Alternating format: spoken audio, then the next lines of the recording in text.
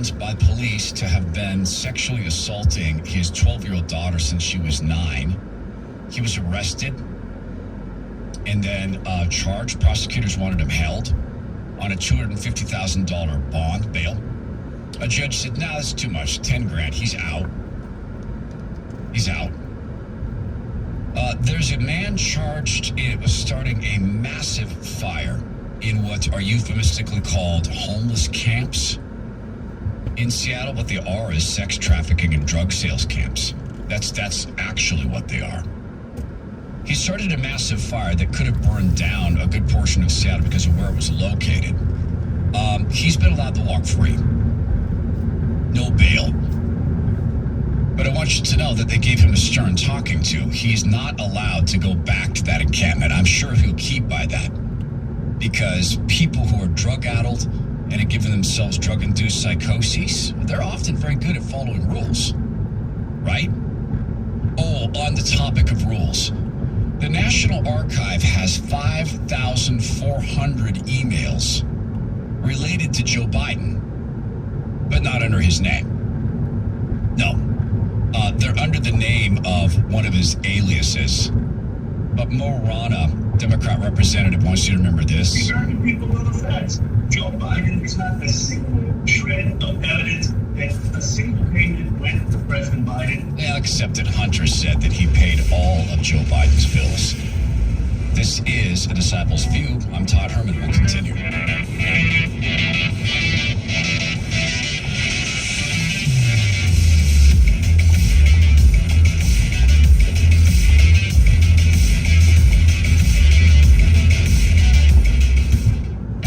This is Viewpoints with Kirby Anderson.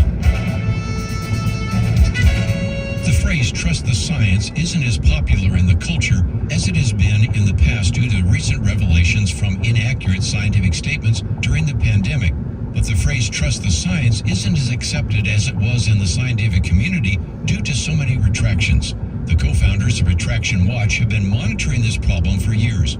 They found that only 40 scientific papers were retracted in the year 2000, but last year 5,500 scientific papers were retracted.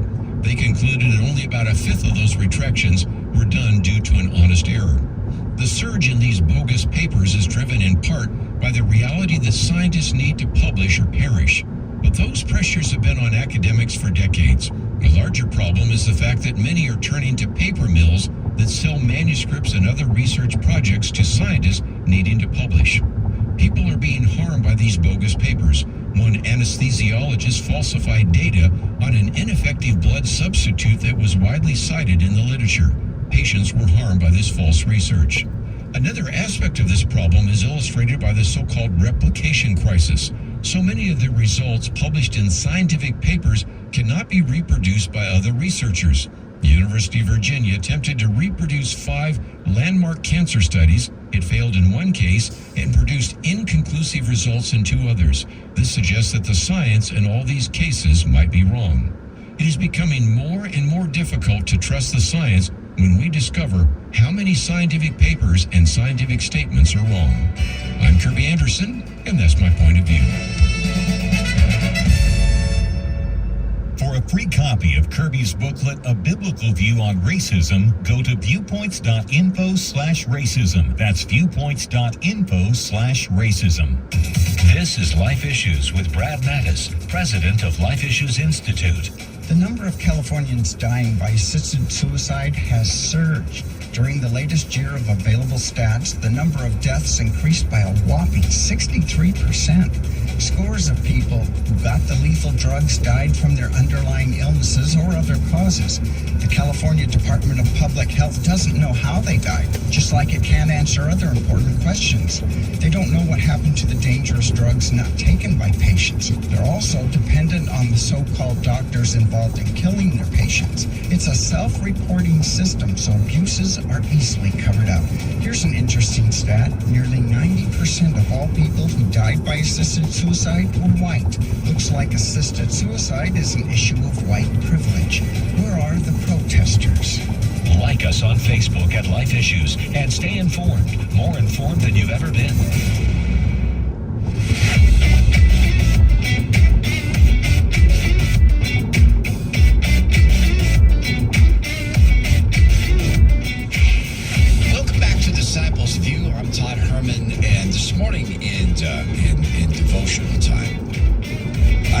Revelation 21. I want to address this a little later on in the program about the new earth. And I also read from the C.S. Lewis Foundation an article from Randy Acorn about the new earth and about his views on that, C.S. Lewis's descriptions of that. And Lewis, of course, was a genius. And Acorn is no intellectual slouch either. And this stands to me in kind of bright comparison to what so many are attempting to build on this earth. And it is a very, it's not shocking, but it is it's a sharp contrast. You know, I read about the new earth and I read about the perfect justice and the kingdom of heaven coming down to literally God with us, Emmanuel, to dwell with us, to bring heaven to this renewed earth. And it's interesting sometimes, I'm blessed, and maybe you get this too, where I wake up, and it happens rarely, gosh, I wish it happened more, but I wake up with scripture on my mind, or a scriptural statement. This morning, upon waking, and I woke up at 2:50 a.m. West Coast, and I looked at my watch wrong. I thought, wow, I really slept in. It's 4:50 in the morning. I got to get up. I slept a day away. And so I had some caffeine. And then I looked at my watch again. I have a watch that tells me what it thinks my training status is for exercising. I was just curious what it said. I felt good. I thought it's 100%. I saw that it was not yet 3 o'clock in the morning, and I just had caffeine. And I tried to go back to sleep, but when I woke, and it failed, but when I woke, I had the phrase, "You renew all things." In my mind, you renew all things, you make all things new. And that got me to thinking about, where did that come from? You renew all things, and that's what led me this morning to decide to go read about the new earth. And the contrast to this is organizations and human beings who work for or are owned by organizations and are pursuing the ultimate in sinful fleshly desire, which is absolute control over other human beings, and doing that just based on blatant lies. And they think that they're constructing. What do they think they're constructing? I think that they think they're constructing the new earth. Not in a spiritual sense, because many of them don't recognize that they're atheists or that they are operating on behalf of the enemy. Some of them do recognize that. And that's you can spend some time trying to figure that out. Because we know there are people who worship Satan because they say it. And there's others who don't say it. So we can reason that there are people who do that, and that there's people in power who do that.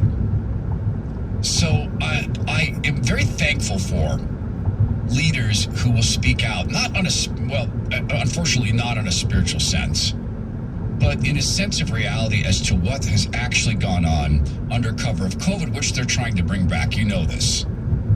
And I'll play some audio related to this, because it's not just they're trying to bring it back, it's that so many people are absolutely desperate to have it back, to have this sense of meaning back, because that's their building of the new earth.